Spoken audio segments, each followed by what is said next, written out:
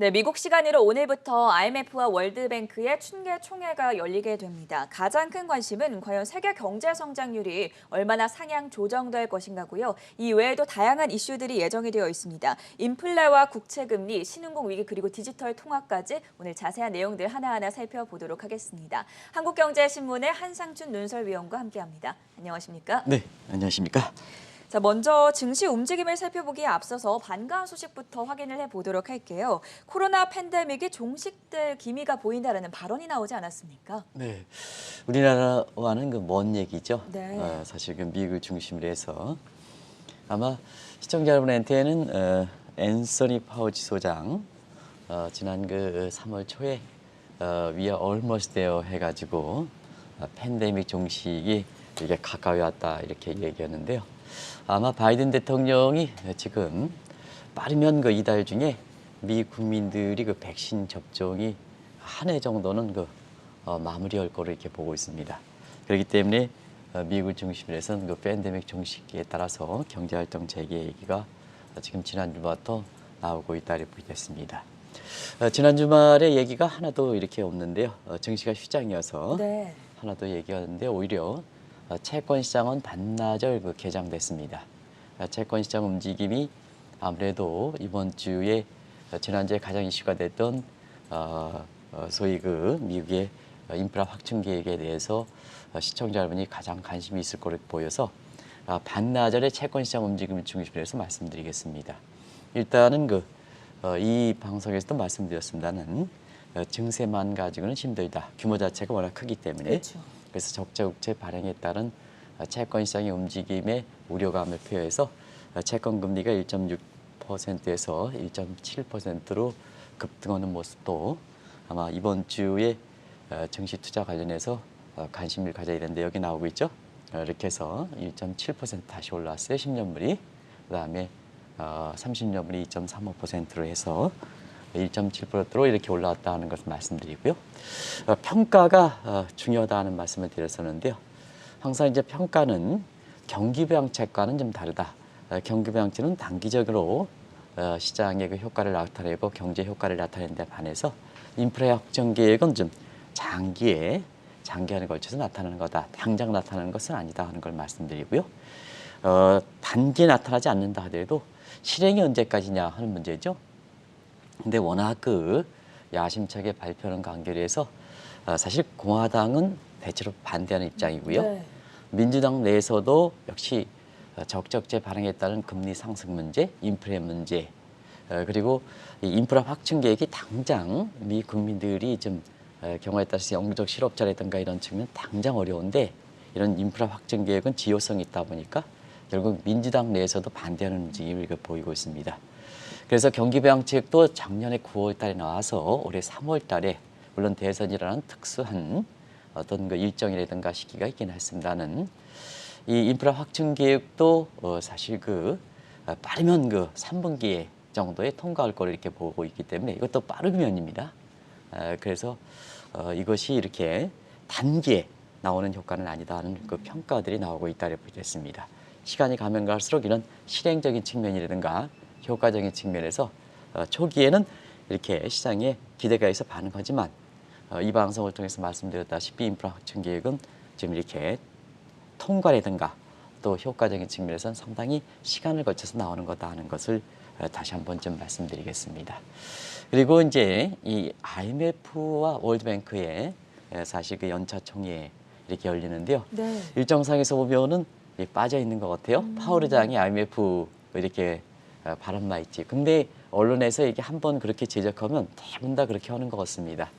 근데 가장 관심이 되는 것은 오늘부터 열리는 IMF, IBRD 사실 연차 총회다 이렇게 됐습니다.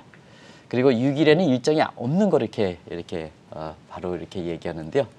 6일에는 세계적으로 가장 관심 있는 IMF의 정기 보고서 10월 달과 4월 달에 정기 보고서가 발표되고요. 강기적인 측면에서는 1월 달과 7월 달에 발표죠. 네. 근데 아시겠습니다는 이번에 이렇게 세계경제 전망 보고서가 발표되는 것은 사실은 우리가 OECD가 12월에 발표돼서 지난 3월 달 발표할 때 세계경제 성장률이 확 뛰었으니까 이번에는 얼마큼 뛰느냐 하는 측면에서는 6일 날 내일이죠. IMF의 그 연차총회 앞두고 예. 연차총회 기간 중에 발표하는 세계경제 전망 이슈가 가장 큰 일정이다 하는 걸 말씀드리겠습니다. 국내 언론이 빼다 보니까 대부분 다 여기서 설명하시는 분도 전부 그 빼고 있는데요. 세계적으로 보면 가장 관심이 된다 이렇게 됐습니다.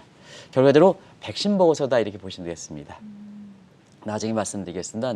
이번에 그 IMF라든가 월드뱅크의 보고는 세계경제 전망이 백신 보고서, 코로나 백신 보고서라는 부제 타이틀을 갖고 있습니다. 그리고 여러 가지 섹션이 한 일주일 동안 지적되는데요.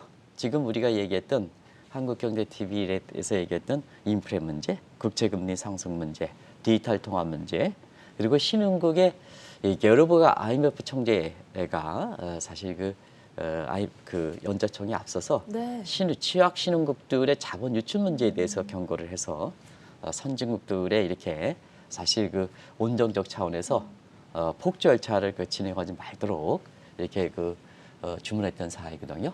그래서 신흥국의 그 위기 문제, 그리고 요즘 그 집값들이 좀 상당히 좀 이례적으로 급등하는 양상을 보이고 있습니다.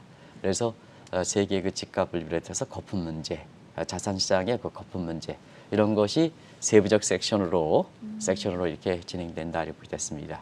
그 하나하나 사실 각 세션별로 진행되는 내용들이 향후의 그 세계 경제라든가 세계 증시, 그다음에 각국의 통화 정책이라든가 재정 정책 이런 쪽에 영향을 상당히 미칠 수 있는 변수이다 이렇게 됐습니다.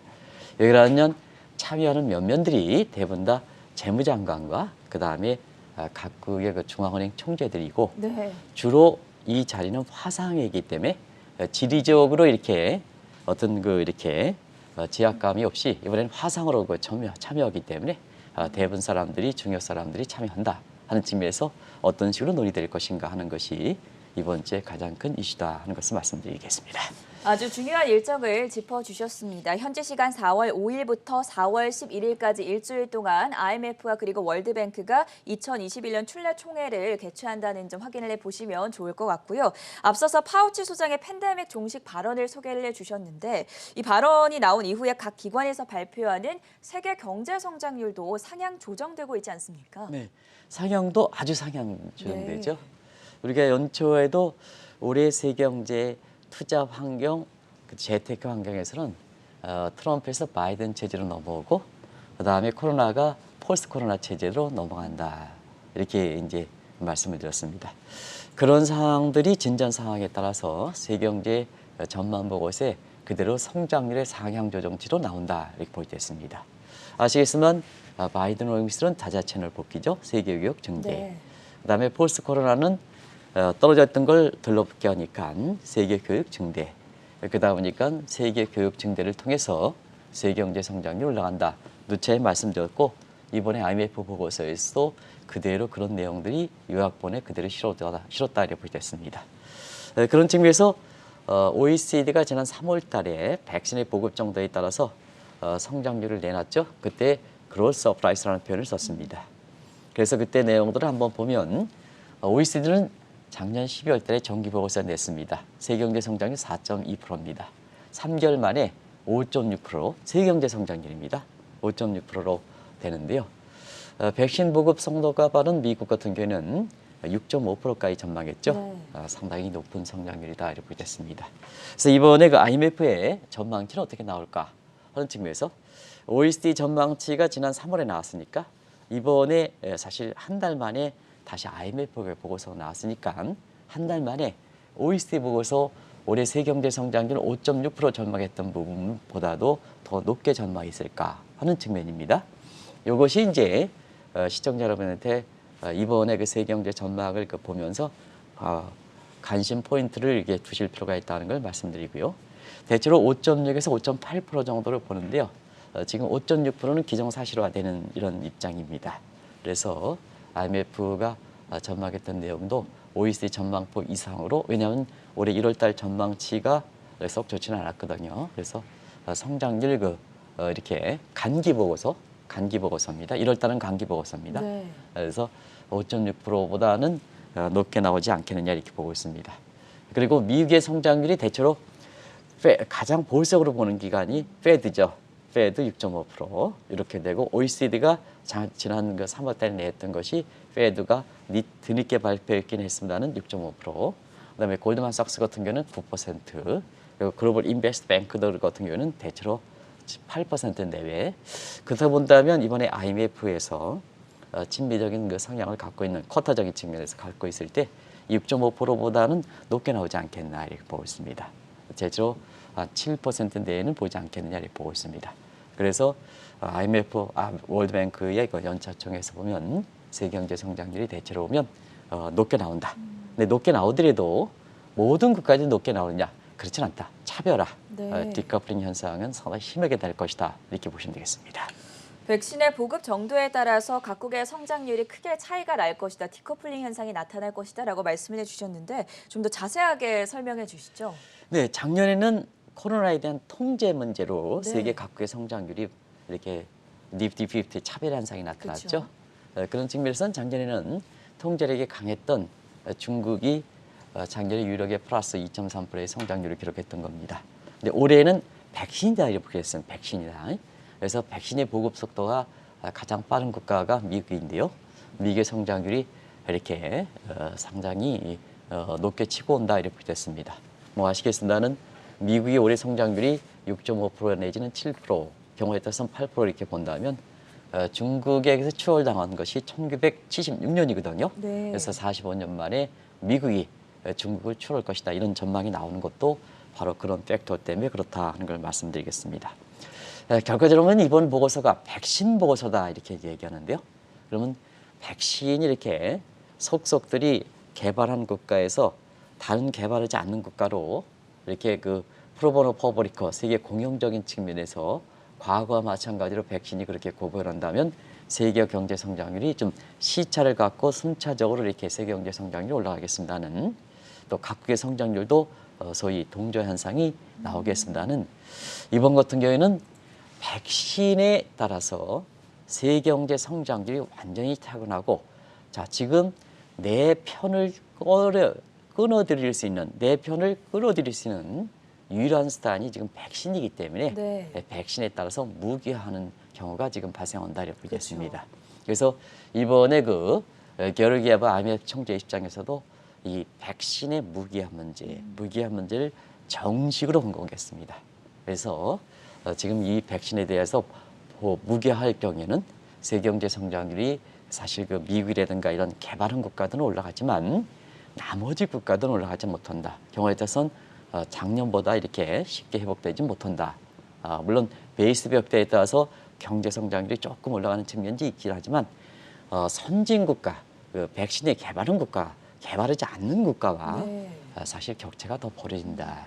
그러면 그만큼 세계 경제 불균형이 심해진다는 거, 성장률 격차가 심해지면 그만큼 세계 불균형이 심해진다는 아니겠습니까? 세계 불균형이 심해지면 지금 신냉전이라는 미국과 중국 간의 그 이렇게 경제 마찰에 이어서 편가르기다 보니까 네. 경우에 따라서는 1970년대 정치 군사적인 측면에서 냉전 시대보다는 더 어려운 시대가 되지 않느냐 하는 측면에서 사실 게르기예브와 같은 IMF 총재 같은 세계 경제 화합 차원에서 백신의 그 무기화를 좀 종용하고 이렇게 백신의 그 개발하지 못한 국가들 이런 입장에서 좀 사실 그 세계 공영 차원에서 백신 개발을 좀 빨리 좀 확산시켜야 되지 않느냐 하는데요.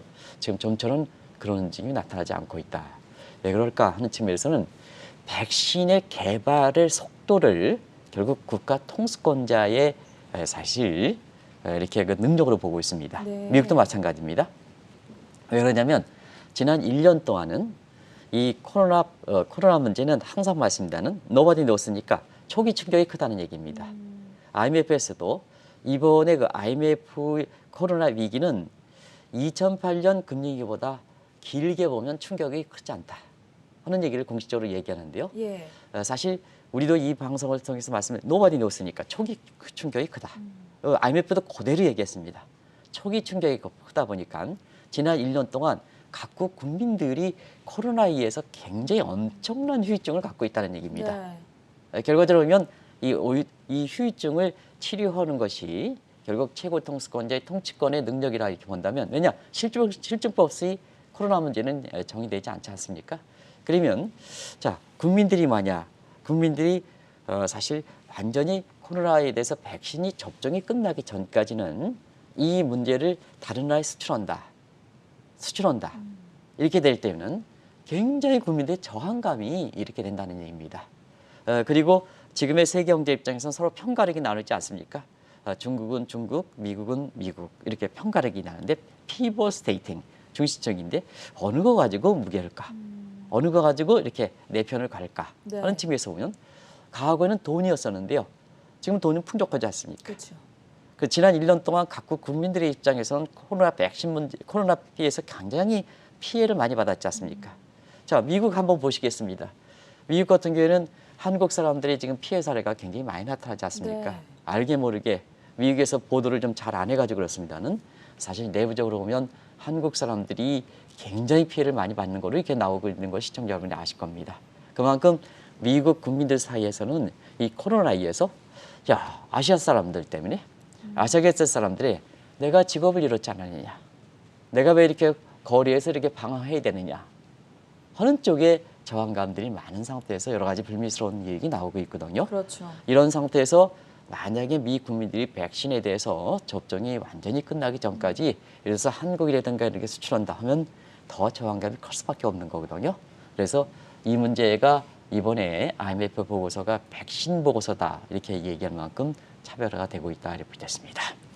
IMF와 월드뱅크 춘계 총회에서 만약 세계 각국의 경제 성장률이 이렇게 상향 조정될 경우에는 자연스럽게 인플레라든지 국채금리 상승에 대한 우려감도 더 커지지 않겠습니까? 세계경제 전망 보고서와 함께 섹션별로 보면 가장 비중 있게 다뤄지고 네. 참여자 입장에서는 가장 비중 있는 인물들이 다뤄지는 것이 인플레 논쟁 부분과 국채 문제입니다. 네. 이 문제를 시청자분이 잘 염두에 두실 필요가 있다 이렇게 됐습니다.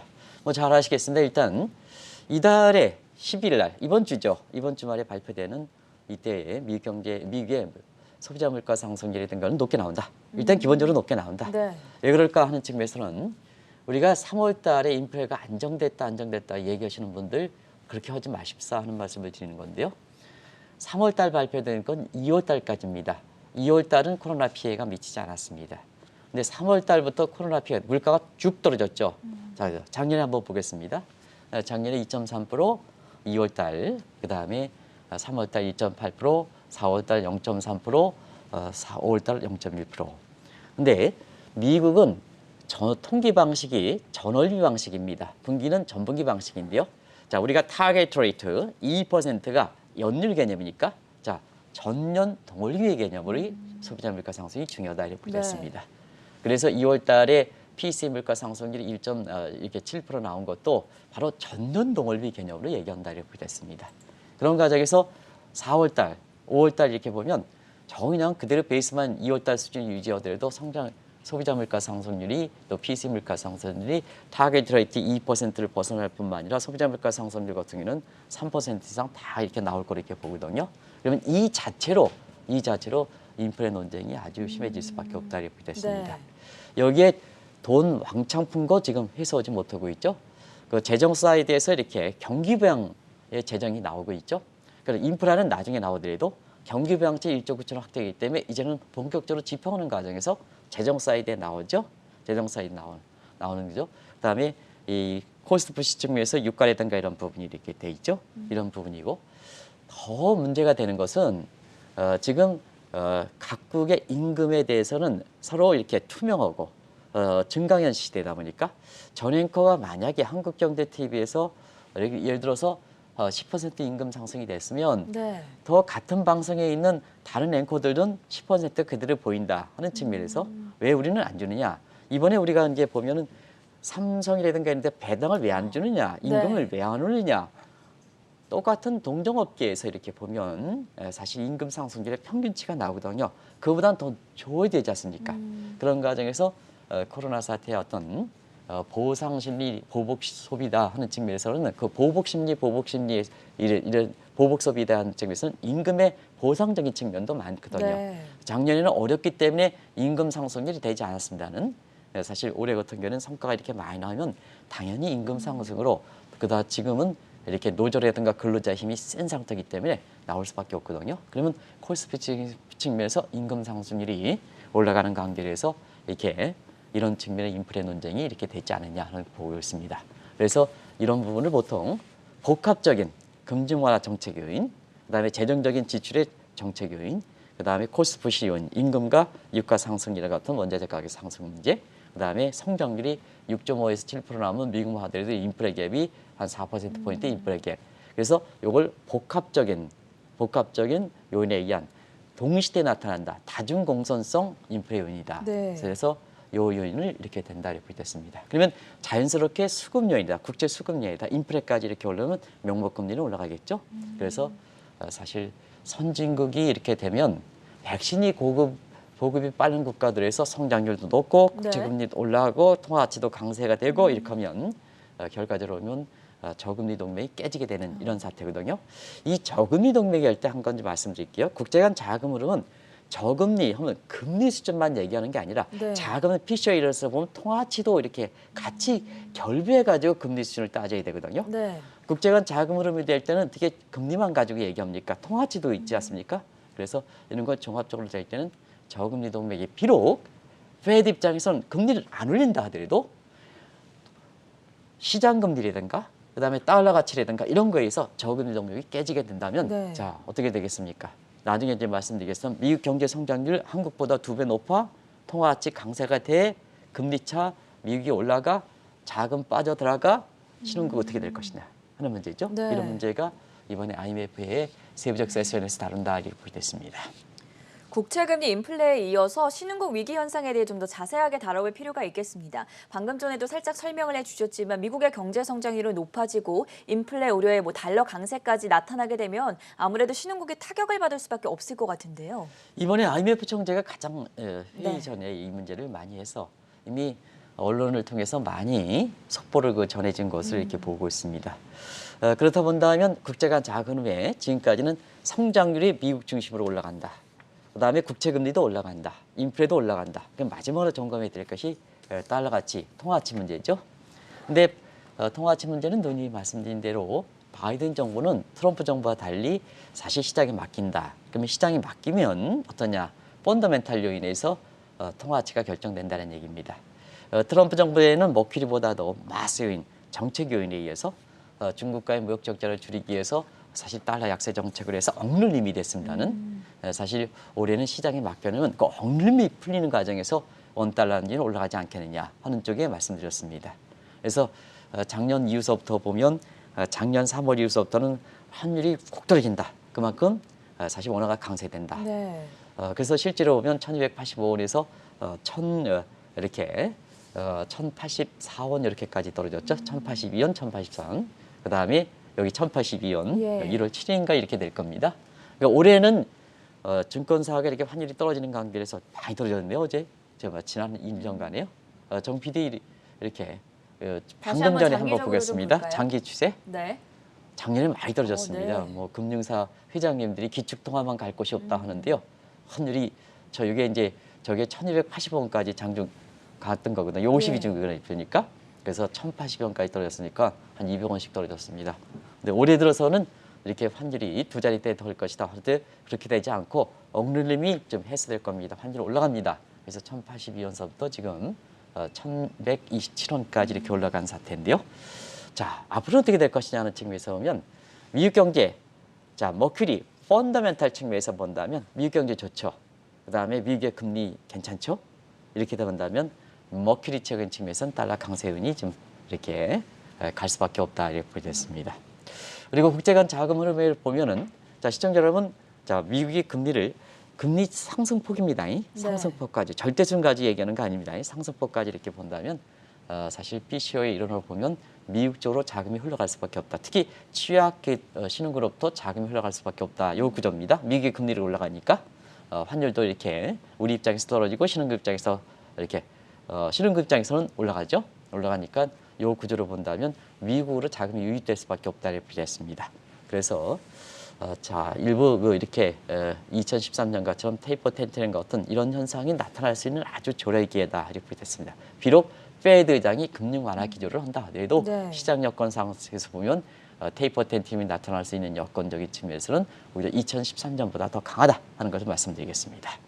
일부 취약 신흥국의 경우에는 테이퍼 텐트럼에 시달리고 있는 것으로 나타나고 있는데요. 이번 총회 직전에도 실제로 IMF 총재가 이러한 점을 우려하지 않았습니까? 30개국이 우려된다 이렇게 얘기죠. 네. 30개국이 지금 갚을 수가 없다. 채무 유예를 요청한다 이렇게 보됐습니다. 네.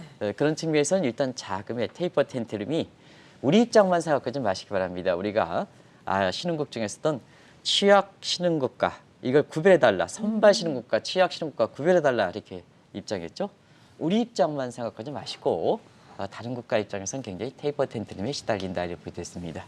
그런 국가에서 사실 대표적으로 보면 이 브라질이라든가 터키 같은 이게 최고 통수권자의 능력입니다. 이렇게 이론적으로 이렇게 잘 알지 못하는데 자꾸 이게 최고 통수권자가 중앙은행까지 왔다 갔다. 중앙은행이 사실 이런 측면에서는 전문가 아닙니까? 마음에 들지 않다고 자르고 이렇게 하다 보니까 결국 악순환이 반복된다. 이 터키라든가 그리고 이 보호소나루가 있는 브라질입니다. 이 국가는 제가 굉장히 많이 말씀드렸습니다. 이렇게 보호소나루 이게 이런데 그래서 브라질이 룰라 전 대통령이 지금 나오고 있지 않습니까? 네. 그래서 지금은 최고 통수권자 역할이 굉장히 중요하다. 어릴 때일수록 굉장히 이렇게 뭐든지 자기가 나서야 될 때 반드시 어려울 때일수록 나서야 됩니다. 어려울 때에서 뒷전에 물러나면 안 됩니다. 어릴 때 나서야 됩니다. 백신도 가장 먼저 맞아야 됩니다.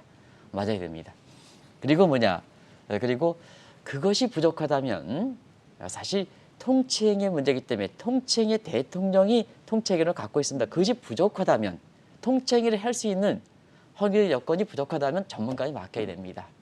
미국의 바이든 대통령이 그런 측면에서 존경을 받는 거 아니겠습니까? 전문가에 맡겨야 됩니다. 근데 터키 같은 경우는 비전문가가 전문가를 자르는 이런 사태가 발생하지 않습니까? 그러니까 경제가 억선이 되는 거죠. 이 비셔스 사이클 문제죠. 미국 자본 이탈 문제, 금리 인상 문제, 경기 침체 문제. 그러다 보니까 경기는 더 어려운 상황을 겪고 있다고 됐습니다. 시청자 여러분도 신흥국이 지금 똑같은 신흥국이 아니다 하는 입장을 네. 꼭 좀 말씀드리겠습니다. 우리 입장을 해서 테이퍼 텐트럼을 우려할 사항이 아니다 이렇게 얘기하는데 그건 우리나라 같은 경우는 맞습니다. 근데 취약 선진국은 지금 여러분과 IMF 총재도 30개국이 채무 위에 나중에 파리 클럽에 대해서 설명드리겠습니다. 이번에 게르버 총재가 IMF 총전에 파리 클럽이라는 얘기를 했습니다. 네. 그 파리 클럽도 같이 얘기하겠습니다. 이렇게 취약 신흥국의 재정과 외화 상황이 코로나 사태로 얼마나 악화됐길래 IMF 총재가 이렇게 대놓고 경고를 하는 것입니까? 코로나는 초기 충격이 크다 그랬죠. 네. 그러면 이제 초기 충격이 크다 보니까 경비가 많이 들어가죠. 금융 완화도 그 경비입니다. 네. 돈도 경비입니다. 그렇죠. 그래서 내가 돈 벌지 않고 경비를 쏟아내면 나중에 어쩐지 갑니다. 우리 입장에서도 자꾸 이렇게 정부 입장에서 이렇게 많이 하는데 그 경비입니다. 다 우리 후손 세대들이 갚아야 됩니다. 경비. 그러다 보니까 공공부채이 많이 증가하죠. 민간 부채는 빼겠습니다. 공공부채 많이 증가하죠.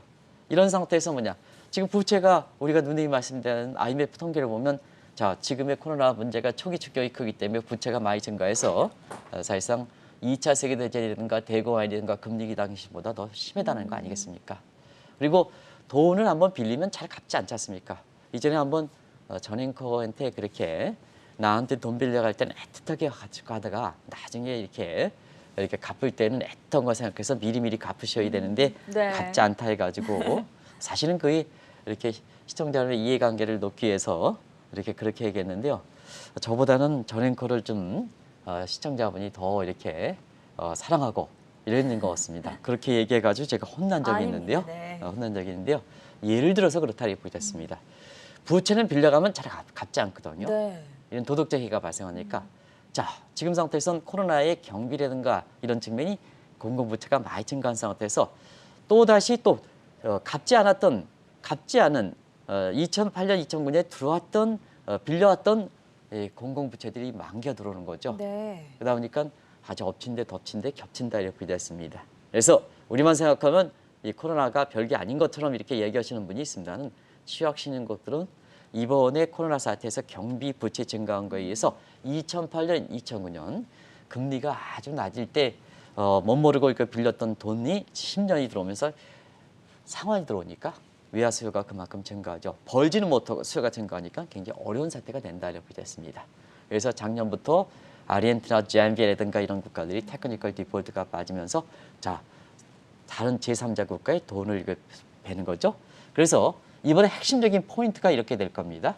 자, 지금 상태에서 채무를 갖지 못하다 보니까 민간 채무는 기업이라든가 경우에 따라서는 가계부채도 마찬가지입니다. 네. 런던 클럽에 가서 조정합니다. 제3자 조정. 그다음에 공적 채무는 파리 클럽에서 조정합니다. 제가 그 대우경제연구소 시절에 지금 이런 문제 관련해서 파리 클럽에서 이 공적 채무 문제 관련된 이런 문제에 대해서 민간 사이드 같이 해서 이렇게 얘기한 적이 있고요. 그다음에 이렇게 런던 클럽에 가서도 이런 쪽에 얘기한 적이 있습니다. 우리나라 같은 경우는 외환위기 직전이다 이렇게 됐습니다. 제가 대우경제연구소에 93년서부터 99년에 근무했기 때문에 전부 외환위기 과정에서 그렇거든요. 근데 이번에 왜 이렇게 나오느냐? 지금 상태에서는 민간 차원에서는 런던 클럽에 파리 클럽에 공적 채무를 간다 하더라도 자 지금 선진국들이 백신에 의해서 무기화하면 이 자금도 무기화할 가능성이 있다는 얘기입니다. 그렇기 때문에 자 이런 측면에서는 IMF가 제3자 입장에서 나설 수밖에 없다는 얘기입니다. 그럼 제3자 입장에서 나설 수 있는 방법이 SDR에 증액하는 문제입니다. SDR 증액하는 문제 아시죠? 네네. 그래서 스페셜 드로잉 라이트를 500억 달러 이상 증액하는 문제입니다. 그래서 제3자가 주요이지. 자, 과거처럼 미국이 준다, 중국이 준다. 물론 중국도 이렇게 자기 세계 확장을 통해서 채무 유예를 하는 사례도 있습니다는 이렇게 자기 편을 들이기 위해서 채무 유예하면 자 여기에 속하지 않는 국가들은 어떻게 할 것이냐. 이해관계가 없어요. 중국과 미국의 이해관계가 매력이 없는 국가들은 어떻게 될 것이냐. 네. 이건 사실 제3자가 나서야 되지 않느냐 해서 SDR 증액 문제, 그다음에 IMF의 쿼터하는 측면에서 골드 트랜지션이 있습니다. 골드 트랜지션. 이 증액하는 문제를 이번에 좀 굉장히 많이 논의를 한다 이렇게 보겠습니다. 그런 것이 이번에 굉장히 국제금융 안정시장 관련해서 굉장히 키포인트가 될 것이다 이렇게 보겠습니다. 신흥국 사태의 심각성을 느낀 게오르기에바 IMF 총재가 주요 채권국에게 폭주 열차를 주문하고 있다고 합니다. 마지막으로 이 부분도 함께 설명해 주시죠. 네, 폭주 열차는 뭐냐? 네. 폭주 열차는 사실 지금 상태에도 금융 완화든가 재정 완화도 지난번에 인프라 확충 계획도 폭주 열차 아닙니까? 그렇죠. 위기 역자를 볼 때는 왕청 크게 오는데요. 네. 이 폭주 열차가 필요하다는 얘기입니다. 당분간은. 왜냐? 선진국의 문제가 아니라 자 신흥국들이 주기 때문에 그렇습니다. 만약에 지금 상태에서 선진국들이 폭주 열차를 중단하면 선진국도 예를 들어서 경제 회복될 때 소위 그린슛 첨가가 옐로우 위즈 시선 잡초가 될 가능성이 있습니다는 선진국들이 폭주 열차에 따라서 인플레든가 국채금리가 이렇게 된다 하더라도 네. 우려가 된다 하더라도 더 가라. 왜냐? 지금 상태에서 선진국들이 거기서 테이퍼링하면 취약 후지 신흥국들은 네. 아주 어렵다는 얘기입니다. 이해하셨습니까? 네. 그래서 지금 선진국들의 폭주 열차를 해라. 근데 왜냐? 취약 신흥국들의 문제이기 때문에 그렇다고 됐습니다. 그래서 시청자 여러분한테는 이런 문제를 생각해서 하는데요. 다만 한 가지 한국 문제를 좀 더 얘기해야 되는데요. 예. 우리가 백신 보급 속도가 경제 발전 규모에 비해서는 가장 느린 국가로 이렇게 나오고 있습니다. 많은 시사점을 던져주는데요. 지금 미국은 2분기 내에 전 국민들의 백신 보급이 이렇게 완료가 되면서 팬데믹의 종료 문제가 지금 기대가 나오는 상태에서 그렇죠. 우리는 지난해 질병관리에서 나온 얘기 보면 4차 팬데믹이 오래된다. 이렇게 얘기했지 않습니까? 네. 4차 팬데믹이 된다. 그런데 1년 전에 한국은 어떠냐? 사실 국민들의 자발적에서 방역 선진국이다 해서 사실 그 경우에 따라서는 대통령도 여러 차례에서 방역 선진국에 대해서 공치사했던 시점입니다. 근데 1년 후에 지금의 백신 문제에서 세계 경제의 각국의 성장률이 좌우되는 측면에서 사실 이 백신 문제에 대해서 이렇게 국민들이 사실 이게 제대로 받지 못하는 과정에서 선거 여부와 관계없이 국민의 한 사람으로서 많은 이렇게 좀 그런 감이 느낀다 하는 걸 말씀드리겠습니다. 그래서 더 심한 얘기를 좀 할 수가 있습니다는 선거를 앞두고 있기 때문에 네. 이 자체 한마디가 여러 가지 변수가 있기 때문에 그냥 공정하게 이렇게 말씀드리도록 하겠습니다. 시청자의 판단에 해서 네. 이렇게 이 문제를 좀 생각해 보시기 바랍니다. 네, 오늘은 이번 주 가장 중요한 일정 중에 하나인 현지 시간 5일부터 11일까지 일주일 동안 개최가 되는 IMF와 월드뱅크의 충계총회 다양한 안건들에 대한 논의 이야기 들어봤고요. 지금까지 한국경제신문의 한상춘 논설위원이었습니다. 고맙습니다. 네, 고맙습니다.